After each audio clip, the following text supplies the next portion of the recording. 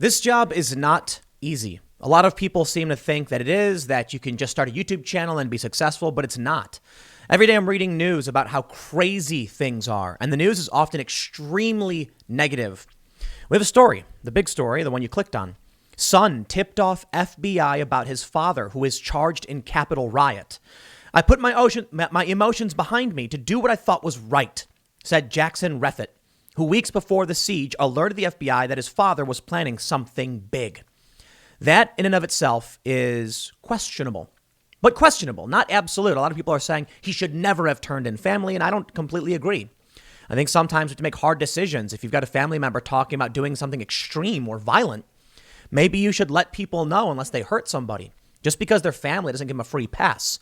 But we do still want to protect family to a certain degree, and maybe he could have just talked to his father and helped his father calm down. Maybe we shouldn't be rushing to the authority to deal with people who are upset, depressed, angry, or have negative opinions. I'll tell you where things get bad. This kid raised $100,000 off of this story. He launched a GoFundMe, and we're seeing this more and more. A young woman who snitched on her parents, or her mom, I believe, because she saw her mom at the Capitol riot, also raised tens of thousands of dollars. And that's where things just get truly despicable. And it shows you that the real challenge in this political landscape that we have. A lot of people are saying the culture revolution is here. Children are turning in their parents one by one, and they're making money for it. You see, the political clash that we're dealing with in this country is actually a cultural clash, and that's why we call it the culture war for the longest time. Because what's happening is you actually have a large portion of this country that firmly believes the right thing to do is to snitch on your neighbor, on your parent, and make money doing it. That's the scary thing. The left is very collectivist. If you support the tribe, they pay you. The right has this as well, but it's not nearly as pronounced. But I'll tell you why this job is so difficult reading these stories. I've been watching over the past several years as things have only gotten worse. I have some people who message me periodically saying things like, all you do is talk about the negative and I can't take it anymore. And I'm like, yeah. So what do? Do I not tell you this is happening? Do I instead just focus on filming bunnies and puppies and kitties and being positive? It's hard because there is, to an extent, the fact that we keep talking about it. It creates the culture around us. It's what we focus on. It's very difficult to watch as things get crazier and crazier, and there's nothing that we can do about it. So there's a couple things that I've tried to do because, like I said, this job isn't easy. People look, I get people complaining all the time about a variety of things. People who don't agree with me, people who are mad at me, people who want to ban me, all that stuff. All day is endless streams of negativity. But I'm resilient. I am not going to bow or collapse due to the weight of angry opinions in this world and targeted at me. It's not even really about me. I'm not trying to make it seem as such. But it isn't easy when you have large groups of people who are just yelling nonstop. Twitter is particularly bad and has made this problem particularly worse. The reason this young man was able to raise $100,000 was because he tweeted it. And then a bunch of just fringe, unhappy people love the idea of this political culture war or whatever, and then have shared around the GoFundMe link supporting this effort. I can't say I blame them. They want to provide resources to those who embolden their ideology. I think the sad reality is this culture war is a cold civil war. It has gotten hot in many circumstances, and you are stuck in it. We are stuck in it. It's not going away. There is no solution. I've had people message me saying, why don't you get active and help people solve the problem? What? How? What are we supposed to do? We remain positive. We focus on the issues, we pay attention to it, and we express our ideas and we express ourselves as to why we think it was wrong that this individual is making money off ratting out his dad. Now, let me just stress, if you have a family member who is plotting something extreme, it's not so cut and dry to just be like, you can't snitch on your family. Nah, I don't care who you are. If you're planning on hurting somebody, I'm going to stop you. Maybe he could have, like I said, talked to his father or otherwise. The problem is the social media culture built around this. Jackson Reffitt College Fund. He's asking them for $100,000 and he's getting it already at $96,504. That's just disgusting. The most despicable and disturbing development in this psychotic culture that we are building. Say something inflammatory, say something insane, and then get money for it. This dude is your definition of a grifter. It's so difficult. It really is. Just to see how twisted and vile the political landscape is becoming. We recently have some more news too, and I probably should just read through all of this. But we have a Senator Portman, Republican senator from Ohio. He's not going to be running for re-election in 2022 because of just how insane everything has gotten. The political polarization. Here's what he says. We live in an increasingly polarized country where members of both parties are being pushed further to the right and further to the left. And that means too few who are actively looking to find common ground. This is a tough time to be in public service. That's saying a lot. I mean, he's right. He's 100% right. As the divide gets worse and worse, I've found myself struggling to maintain this YouTube channel and, building the new website. For those who aren't familiar, we launched timcast.com. Let me explain something to you. I'm sorry to do this. I want to talk about this guy, but this is weighing on me pretty heavily. Timcast.com has a new membership function, and there's a lot of reasons why we did this. And I want to explain to you some of the most important. For one, censorship is a real issue. As this hyperpolarization and psycho-grifting expands, where there are people just desperate to ban someone and publish their GoFundMe, there's a real risk that we will cease to exist. And so by going to timcast.com, becoming a member, and this is a promo, by the way, I'm telling you this now, it is part of this story, you can help us stop from being banned. And you can become a member. There's exclusive content. If you have any issues signing up, just email members@timcast.com. But there's another reason why we are launching this website. There are a lot of people who are unsubscribing from my channels. They're angry.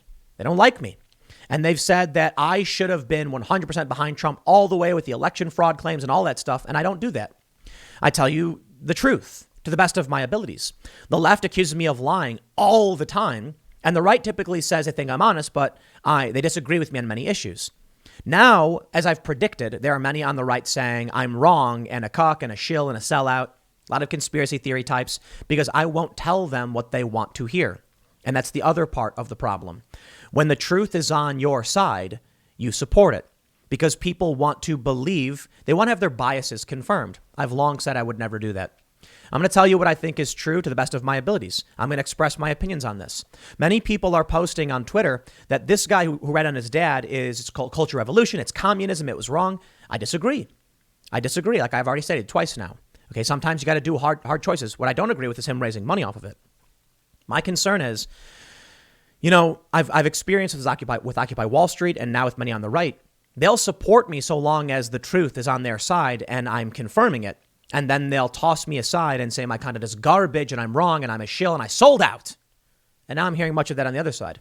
It makes it very difficult to exist in this political space, but I've been doing it for a long time. So I can see what is being said and what I need to do to make sure those that are intellectually honest, who even disagree with me and think I'm wrong, are still willing to hear what I have to say. There will always be a space where I can support this work and keep doing it.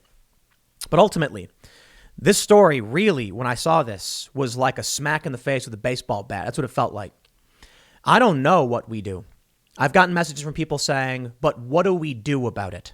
You make these videos, Tim, and you tell us about these problems, and that's all we hear day after day. And I'm like, you're right. You're right.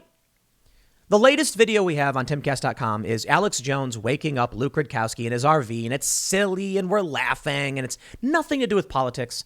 And that's kind of what I want to do and to focus on. But there are a lot of people that want me to just dig in and go to war and be negative. And there are a lot of people that want me to stop being negative. And it is nightmarish because there is no solution to the conflict we are facing. The best thing I think we can do is try and produce something positive, upbeat, and different. And that's what we're going to do. Stories like this. The reason I said this was a smack in the face with a baseball bat is figuratively is because what this kid has just done is so despicable and disgusting and twisted, making $100,000 off of ratting out his dad. This is the incentive for people to become unhinged lunatics. The people who have long said, this movie is racist. Donate to my Patreon. Yes, I know. Right there with all of you, aren't I? Producing content where I say that something is bad, here's what I don't like, and then if you want to support my work, here's where you can do it. Everyone is doing something like that. There's no easy solution. But I'll tell you one thing. If there's somebody who wants to say, if you like my opinions, you can subscribe and support my work, okay. I respect and expect that. I do the same thing. This is different. This is the person taking that step forward. This is the escalation in the chaos.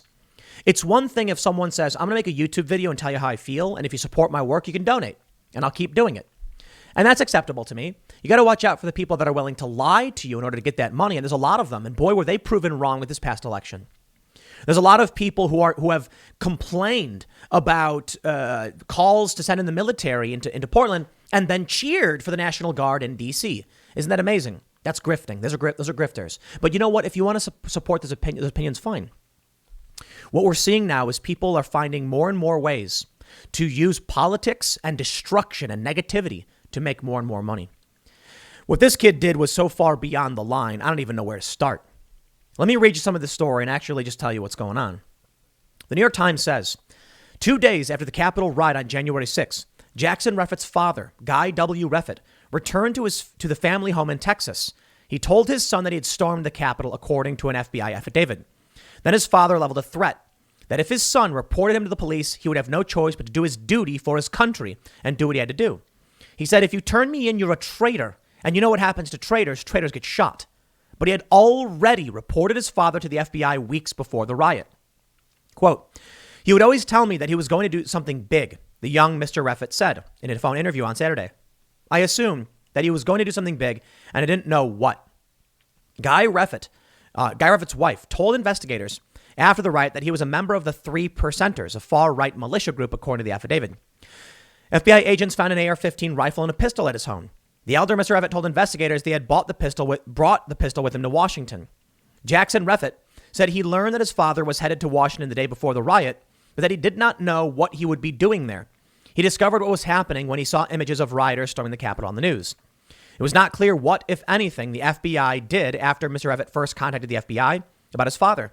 Federal investigators contacted him during the riots to follow up on his tip from weeks earlier, at which point he said he helped prove what they were trying to investigate. Mr. Reffitt said he had just wanted someone to know about his father's threats of doing something big. I didn't know what he was going to do, so I just did anything possible to be on the safe side. The elder Mr. Reffitt, who was arrested on January 16th, faces charges of obstruction of justice and knowingly entering a restricted building or grounds without lawful authority. He could not be reached on Sunday, and it was not immediately clear whether he had a lawyer. The FBI was not immediately available for comment on Sunday. Mr. Reffitt said he was unsure if his father knew yet that he had reported him to the authorities. I'm afraid for him to know, he said, not for my life or anything, but for what he might think. But he said he was hopeful that his relationship with his father could be repaired. We'll get better over time, he said. I know we will. He said his mother and two sisters had no idea what I had done until they saw a CNN interview he did with Chris Cuomo. I want you to think about the depravity of this. This young man, he had to make a hard choice, and I can respect that it's a hard choice. But he goes on TV. He goes on TV to do interviews about it. That's not acceptable. He then posts on Twitter, here's a GoFundMe. You know, I didn't want to do it, but everyone said I should. Congratulations, buddy.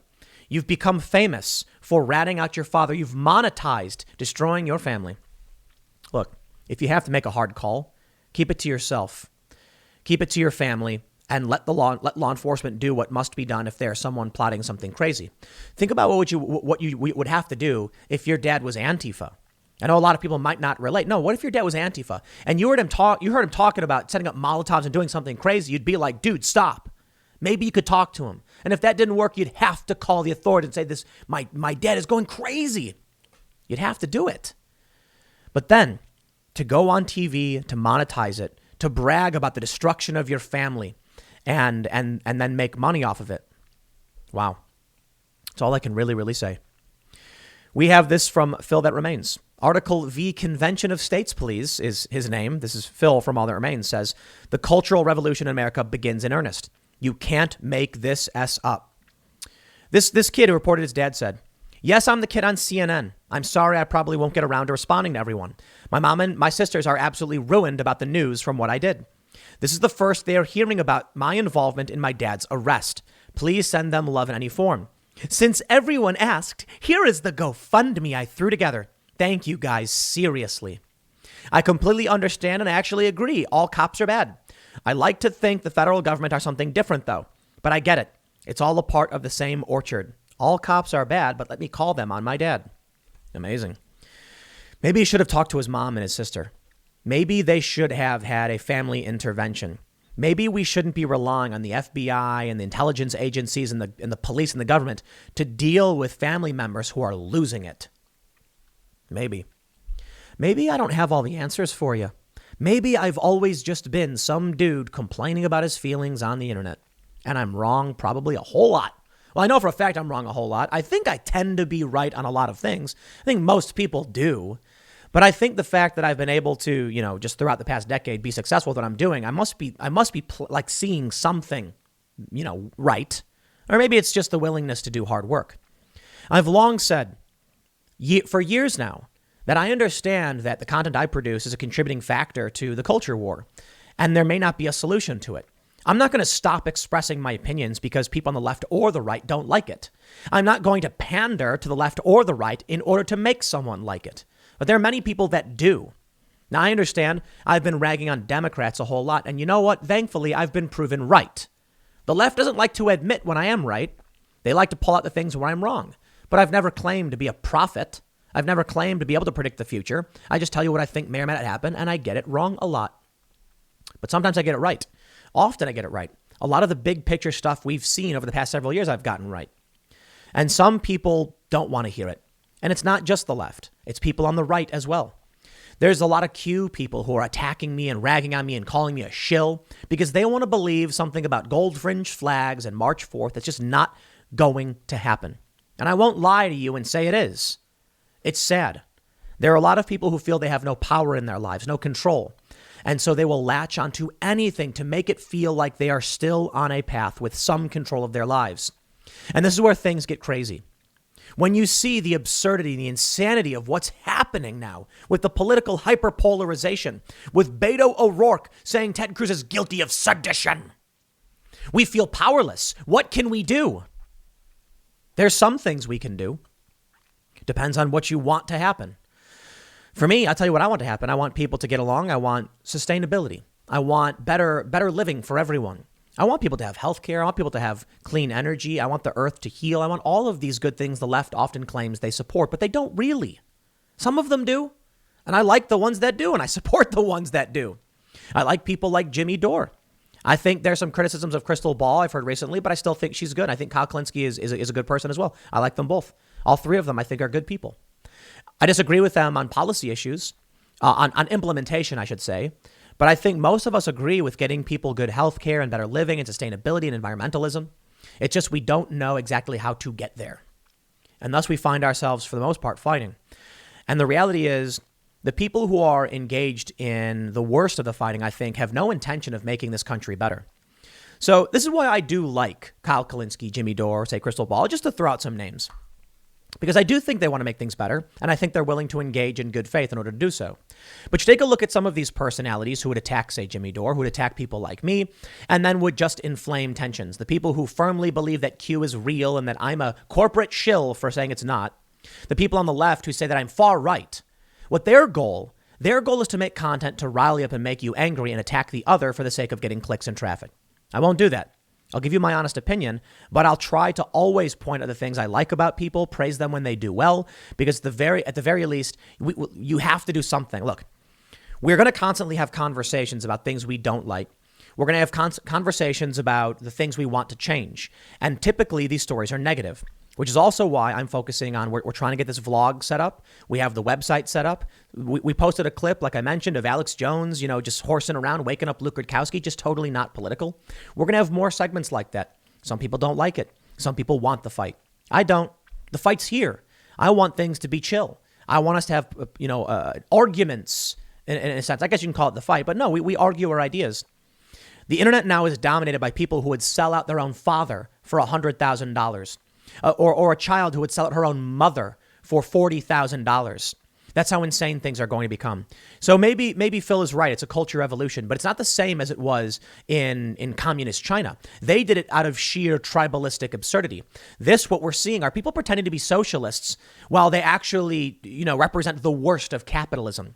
Socialism is supposed to be that, everyone is provided for. You don't just get money and become wealthy, getting $100,000 because you threw your dad in a gulag. And the worst of capitalism is not supposed to be selling your family members for money. These people are far from socialist in any honest sense of the word, and they're not a good representation of capitalism. They're the worst representation of capitalism or socialism. Political power for profit, political power for access to resources, and it's being emboldened every day. Beto O'Rourke saying Ted Cruz is guilty of sedition is psychotic. Of course he's not. You want to complain about Ted Cruz and Hawley, objecting to the vote? It's in the Constitution that they can do this. What's your real complaint? AOC, Cori Bush, Beto O'Rourke, they are just inflaming tensions. Why? It gets them traffic. It gets them clicks. They're building political careers off of it. You want to argue about Josh Hawley and Ted Cruz are objecting to the votes because it also panders to their base? Perhaps that's true. Rand Paul recently came out and complained not about fraud, but about impropriety, about state legislatures not having a say in the law changes and the rule changes for those elections. That's a real complaint. So if Hawley and Ted Cruz want to have an objection about that, I find that constitutional. What are they going to do? Just roll over? To come back out and claim it's sedition is a psychotic escalation. Ted Cruz and others came out and called for unity after the storming of the Capitol, and AOC and Cori Bush and many others said no. No. They don't want unity. They want to make money. They're the grifters. I don't want to tell you, man. This is just it's untenable, I suppose. Look, I know how to make things work. I know how to solve problems. I know how to build systems. I've done it all my life, from building computers to starting companies. And for the most part, there's been an upward trajectory of success in what I've been building. When I've been looking at this problem of the what did Biden call it, the uncivil war, the culture war, and the escalation, I've long maintained I don't see a solution. I'm sorry. I'm not here to lie to you or be pessimistic on purpose. I just don't. And what I mean by that is, look, Phil that remains. His name on Twitter, Article 5 convention. Many people are calling for an Article 5 convention where the states convene over the Constitution and then peacefully divorce. Perhaps that's the only solution. Perhaps that's how you do it. But to be realistic, you're never going to have 2/3 of the states agree to any of this. It's just not going to happen. We can try. I'm not saying we shouldn't, but I'm looking at the pieces and I'm looking at the math. I'm looking at the formulas, and here's what I think may or may not happen. A lot of people like to say, oh, Tim called a 49-state landslide for Trump, but I didn't. I said, if Trump does certain things, if Antifa does certain things, we could potentially see this, especially before COVID, when we saw actually from Moody's Analytics actually gave us a scenario. If the Democrats don't turn out and the economy remains strong, Trump would see historic, electoral votes. But it's not about hypotheticals. It's about hard predictions. And I've been saying since 2017 or 18 that this is escalating. It got to the point where people stormed the Capitol building, and for some reason there are still people who either deny that it's happening in front of us, or they claim it's my fault for saying it was going to happen. I don't care. Look, let me just tell you guys, if you really like what I do, and if you find value in what I'm doing, then you can go to timcast.com and become a member, and it's greatly appreciated. If you don't, and you think I'm bad and you want to unsubscribe, by all means, please do so. There's nothing I can do about it. I'm going to tell you what I really think. And I think our system is falling apart. I think young people have found a way to make money selling their family to the state. I think politicians have found a way to gain support and make money by using the worst and most extreme language and riling up their base into psychosis. I do not want to play that game. But I recognize when I see Ted Cruz say unity and Beto O'Rourke say sedition and AOC and Cori Bush say resign, I say, okay, what am I supposed to do here? Who's really at fault? They claim Lauren Boebert's a terrorist and all this other crazy nonsense, and it's just patently absurd. I think what we're seeing is, Donald Trump found a way to demagogue, and he really did. And the left followed suit perfectly. But the left followed suit 10 times as much as Trump did. You see, on the right, people followed Trump. On the left, It's collectivist. They follow all these different priests of critical race theory. Now you have AOC filling the gap for Trump, demagoguing, and that's going to lead to chaos. So how do we find that solution? I honestly don't know. One thing I can tell you, Joe Biden has proven to be exactly what I thought he was going to be. And many on the left are shocked to discover now that he's blocking price reduction for drugs, that there's some, well, it's disputed right now, but some are saying that he's bolstering our troops in Syria already, while some sites are saying it's a lie, the troops were already there, we'll see.